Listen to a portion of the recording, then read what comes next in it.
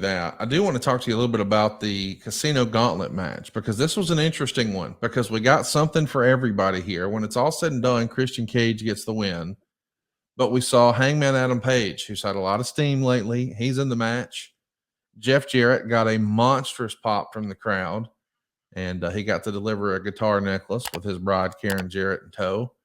Okada was in the Casino Gauntlet match. I wouldn't have guessed that. Kyle O'Reilly was there, and they didn't bill Kill Switch as Kill Switch. He came out as Luchasaurus. I think everybody was thinking the turn was coming on him and Christian Cage. It didn't happen. Christian wound up getting the win. Mark Briscoe got a hero's welcome. Orange Cassidy, always a superstar welcome. Yeah. Ricochet made his debut. Let's talk about that. Ricochet is somebody that we've heard had finished up with WWE, and we heard he was headed to AEW, but we hadn't seen him yet. And a lot of people feel like this is the dream opponent for Will Ospreay. I think we all remember what happened in Japan, gosh, almost a decade ago. But he's gone on to have great success outside of AEW, and now he's finally here. Eventually, I'm sure him and Ospreay are going to hook it up. As folks are listening to this, they saw Ricochet make his Dynamite debut last night. You and I haven't seen that yet, but he debuted in the Gauntlet match. What do you think about the Ricochet debut here, Jim? I think the thing that we have to be cautious about is not rushing his progress. I think because so many guys in AEW are athletic to the level of doing amazing spots that you have to it takes time to differentiate yourself from those guys. And to some wrestling fans who are, say, casual, a spot's a spot. To the hardcores, they remember the last time they did it and what it was called originally, and it's got a new name and blah, blah, blah. So all those holes now and those finishes have backstories, which is fine. But if that's the case, and we can agree on that, then hopefully AEW will not rush Ricochet, because he's not over right now. He's people love to see him.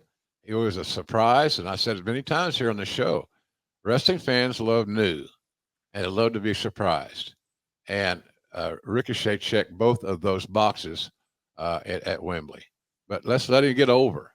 I love the kid. He's got a great upside. He's so athletic. But let's let him establish some of his offense. Let's watch him sell and the fundamental stuff, and see where it takes us. We should mention the other folks in this match were Roderick Strong, Zack Sabre Jr., and Nigel McGuinness. Of course, Zack Sabre Jr. got a big response, but Nigel McGuinness is somebody that a lot of folks thought we'll never see wrestle again.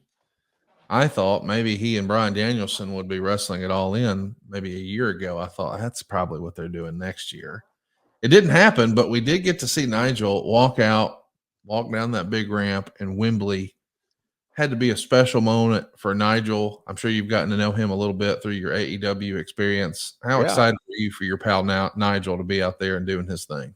Well, Nigel also, ironically, dressed in the same locker room. So we had a massive locker room. Nigel dressed in there because it was ostensibly for the announcers, that room. But Nigel dressed in there, obviously. And he was very nervous. He had his gear made last year because he thought the same thing you thought, Conrad, that he would be, on the card in some shape, form, or fashion. So he had new gear made. He hadn't worn it yet. I tried it on, but he dressed right near me, and he was very focused and nervous because I still got it. Is my timing good? Am I safe? Am I going to hurt somebody? Am somebody going to hurt me? All those things to go through your mind. It's just natural considerations. But I thought he got a hell of a pop. He looked good. I don't know the exact extent of Nigel's injury. I wasn't in his inner circle when he got hurt. Let's talk about the other matches on the pre-show. We got Leo Rush, Dante Martin, Darius Martin, Action Andretti, Rocky Romero, Kyle Fletcher, Kip Sabian, Tom Billington. That's one side of a tag match.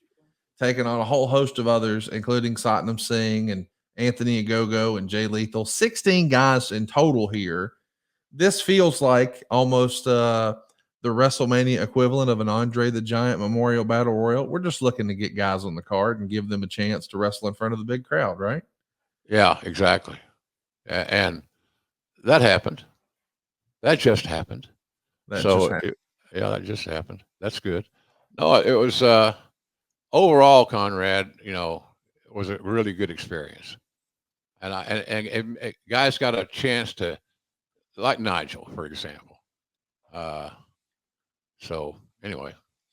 We also saw Willow Nightingale and Ishii team up to take on Chris Statlander and Stokely Hathaway. That was a fun affair. But something that I know had to make you feel good, Mormon Fuzzy. We saw Dustin Rhodes, Shibata, Sammy Guevara, Ross Von Erich, and Marshall Von Erich take on a whole host of other folks who we think a lot of. Toa and Bishop and Brian Cage, Matt Taven and Mike Bennett. Again, we're trying to get guys on the card. But what I was so thrilled to see is Dustin and Wembley and the Von Erichs, including Kevin Von Erich in Wembley, throwing the claw on. So happy for the Von Erich family. What a cool moment that was, right? Yeah. I think Kevin was more mystified by the catering. Catering was like main event level catering. I'll say this about AEW. They didn't spare any costs on the catering, like 10 desserts or something. I didn't have 10, but I could have. They look good. But I saw Kevin wandering around the catering area a couple of times trying to decide what he wanted to eat because the selections were amazing. But it made me feel good that he was there. The family, who had contributed a lot to pro wrestling over the years, deserved a moment, a big moment. And this is a big moment because I don't know. I never heard the original attendance, but I do know for sure it was over 50,000. So it was a success in that respect by far. But somebody will complain, well, it wasn't as much as last year. Isn't that weird? I'm glad you mentioned that because I think the report is, according to Dave Meltzer, that AEW was hesitant to announce the number because it was down from last year. Guys, over 50,000 tickets. Anytime you do that, that's a home run. Like, yeah.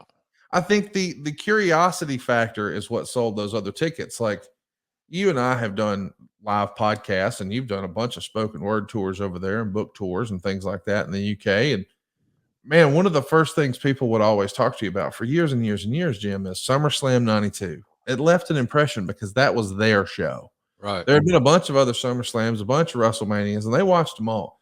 But by God, we had SummerSlam 92. It was a big deal to them. And we got that last year. But when you announce, hey, we're coming back next year, I think as soon as I heard they were coming back next year, I said, well, it'll be two diminishing returns, not because of AEW, but because that first time, only time, you don't want to miss it. You don't have that on the sequel, right? Right. No, it's hard to make something special twice. Yes.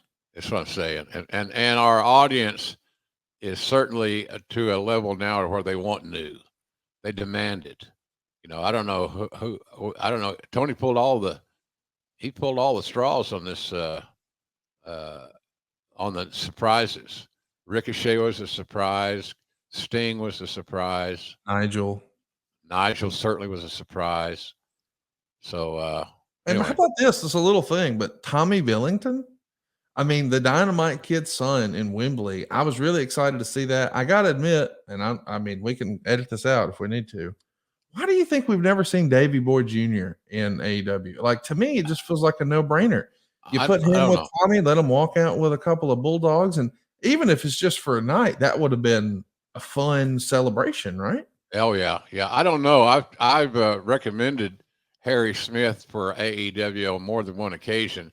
It's just I'm assuming, and this is strictly an assumption, that it had to do with as the two things, the two C's, cash and creative.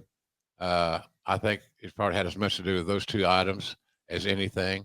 I think a lot of people admire Harry and his conditioning and his dedication to pro wrestling and so forth. I certainly do. but I think that they just couldn't get past the business hump. And I'm with you, though. It would have been a great attraction.